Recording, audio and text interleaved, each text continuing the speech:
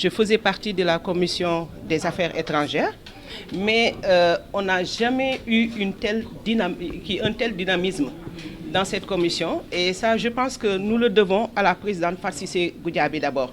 Parce que c'est elle qui est aujourd'hui le trait d'union entre nous, députés, et les différents organismes dont nous avons besoin pour faire vraiment notre travail correctement.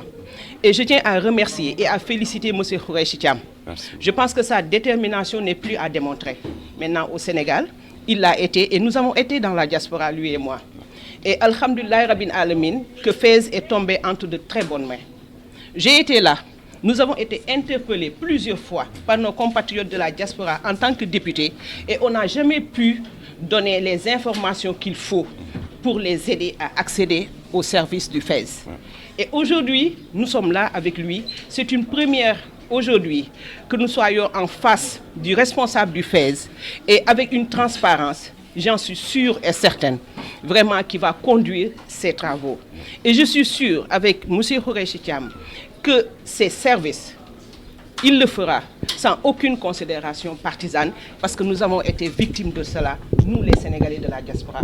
On entendait parler de Fès, mais on était très loin, très loin. Le Fès était méconnu. On entendait parler de Fès, mais c'était juste de nom. Et si nous, députés, nous n'étions pas capables d'apporter les informations nécessaires à nos compatriotes de la diaspora, ce qui veut dire que ça posait problème. Mais aujourd'hui, comme je vous l'ai dit, je tiens à le remercier et le connaissant. Je sais que les attentes des Sénégalais de la diaspora seront atteintes à travers vraiment ce monsieur qui est vraiment un grand bosseur. Oui, le but aujourd'hui de cet atelier, c'est d'abord acter la rupture. Acter la rupture parce que pour une première aujourd'hui, une structure de l'État invite les députés, mais en général les députés de la diaspora à participer à l'atelier aujourd'hui qui va aujourd'hui en déduire des axes de mission par rapport aujourd'hui au fonctionnement du FES. Le FES, c'est le Fonds d'appui à l'investissement des Sénégalais de l'extérieur. Donc il est impératif aujourd'hui d'impliquer les députés de la diaspora qui représentent aujourd'hui la diaspora sénégalaise dans différentes régions, plus particulièrement pour les 8 régions, d'où nous avons 15 députés de la diaspora qui les représentent. Donc aujourd'hui, pour acter la rupture et aller vers la transparence, il va falloir aujourd'hui impliquer dans le fonctionnement de cette institution les députés pour qu'ils puissent aujourd'hui connaître le fonctionnement de cette boîte, mais en même temps, aujourd'hui, faire passer le message parce que le FES était une agence qui n'a pas été très bien connue ou bien qui n'a pas été très bien vulgarisée pour des raisons diverses. Aujourd'hui, nous allons acter cette rupture de par la transparence, de par la communication, mais aussi de par l'accès aujourd'hui aux informations pour qu'ils puissent aujourd'hui être reliés là où il faut, pour ce qu'il faut, c'est-à-dire les Sénégalais de la diaspora qui ont aujourd'hui contribué beaucoup dans le développement du pays, plus particulièrement aujourd'hui à l'adhésion du pouvoir du président de la République, son Excellence M. Bassirou Diomaye Diakhar Faye. Effectivement, c'est un financement pour tous les Sénégalais. C'est un financement sans nature. C'est un financement ni partisan, ni amical, ni fraternel de parti. C'est un financement qui est fait pour les Sénégalais de l'extérieur, qui est fait pour les Sénégalais de l'extérieur au Sénégal, mais qui est fait pour les Sénégalais, pour le gouvernement du Sénégal, qui représente aujourd'hui ces Sénégalais ici au Sénégal. D'abord, le fait d'être Sénégalais de la diaspora. Ça fait partie des critères, je peux dire, c'est le critère le plus important parce qu'on a dit fonds d'appui à l'investissement des Sénégalais de l'extérieur. Quand je parle d'extérieur, c'est-à-dire qui résident au niveau de la diaspora. Ça, c'est un des points. Mais le deuxième point, le plus important, c'est-à-dire avoir un projet.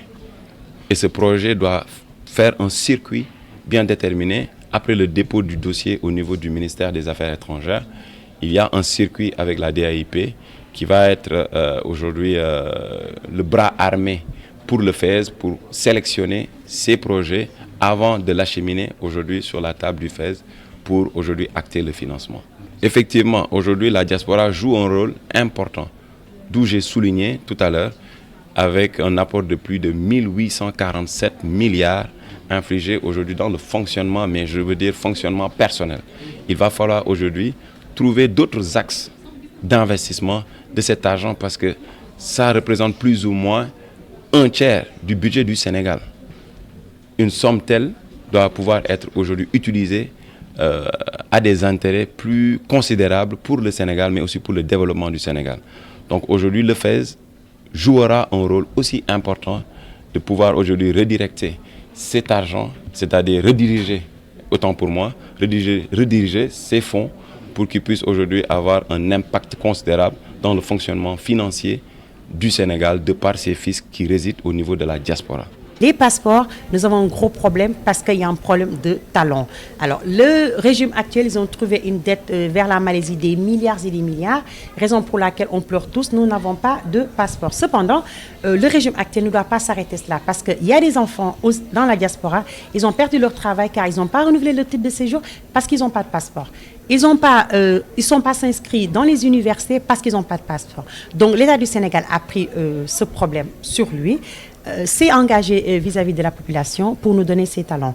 À part les problèmes administratifs, nous avons besoin, et nous l'avons mis en question écrite, c'est-à-dire nos enfants dans la diaspora, on voudrait qu'ils participent dans les concours au Sénégal, ce qui n'était pas le cas. Donc aujourd'hui, on souhaite tous nos enfants qui sont dans la diaspora, qui remplissent les conditions, puissent participer dans ces concours et pour pouvoir rentrer au Sénégal. Parce que le Sénégal de demain se fera avec ses enfants dans le Sénégal et dans la diaspora. La diaspora, certains pays ne veulent plus de nous, tant mieux parce que nous, notre beau Sénégal actuellement, nous voulons juste rentrer au Sénégal.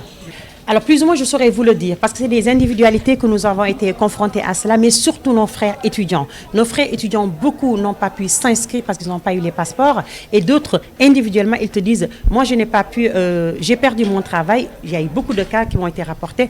Alors individuellement on essaie de répondre à ça dans l'urgence de leur donner leur passeport, mais également ceux qui n'ont pas pu rentrer au Sénégal. Des fois ils ont des décès, ils ont perdu leurs parents, ils n'ont pas pu venir parce qu'ils n'ont pas le passeport. Également une autre problématique de la diaspora, ce sont les retraités, particulièrement nous les gens de la France. Lorsque tu es en retrait, la France nous exige des déplacements réguliers pour venir vers la France, pointer comme des virgulaires délinquants, je peux appeler ça, ceux qui ont le titre de séjour. Alors qu'on a travaillé jusqu'à la retraite avec un Français qui a la nationalité, lui il peut aller au Maroc, il peut venir ici au Sénégal à Saly, profiter de sa retraite et nous on nous dit chaque 3 mois tu dois venir pointer. Ça c'est des problématiques qui sont sur la table des députés de la diaspora et de la Commission des affaires étrangères et nous allons les résoudre individuellement.